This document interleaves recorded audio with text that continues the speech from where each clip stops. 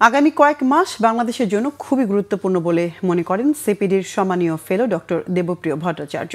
বলেছেন, এই সময় রাজনৈতিক দল, আইনশৃঙ্খলা বাহিনী ও নির্বাচন কমিশনের মধ্যে ঐক্যমত্য তৈরি না হলে সুষ্ঠু নির্বাচন সম্ভব হবে না। সকালে রাজধানীর সিরজাপ মিলনায়তনে নির্বাচন ব্যবস্থা সংস্কারের অগ্রগতি নিয়ে সুশাসনের জন্য নাগরিক সুজন আয়োজিত গোল টেবিল আলোচনায় তিনি এসব কথা জানান। ডক্টর দেবপ্রিয় বলেন, দেশের নাগরিকরা এখন অনেক বেশি সচেতন। ভোট পরবর্তী সময়ে জনপ্রতিনিধিরা যদি ভোটারদের কথা না রাখে তবে তাদের দেশে থাকা মুশকিল হবে। অবৈধ অস্ত্র উদ্ধার করা না গেলে এটা নির্বাচনের জন্য অশনি সংকেত হয়ে দাঁড়াবে বলেও জানান তিনি। সভায় নির্বাচন ব্যবস্থা সংস্কার কমিশনের সদস্যরা জানান, নির্বাচনকে কেন্দ্র করে চ্যালেঞ্জগুলো চিহ্নিত করেই সুষ্ঠু নির্বাচন করতে হবে। এর জন্য বিদ্যমান আইনগুলো বাস্তবায়নের পাশাপাশি প্রার্থীরা আচরণবিধি মানছেন কিনা সে বিষয়ে নির্বাচন কমিশনের নজরদারি জরুরি বলে মনে করেন তারা।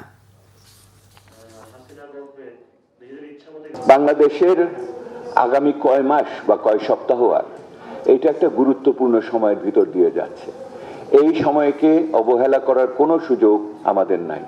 আমাদের একত্রিতভাবে, যৌথভাবে, রাজনীতিবিদদের সাথে একত্রিতে, সরকারের নির্বাচন প্রক্রিয়ার সাথে যুক্তদের সাথে থেকে এবং সেনাবাহিনী সহ আইন রক্ষাকারী বাহিনীর সাথে একসাথে আমাদের কাজ করার এটাই সময়।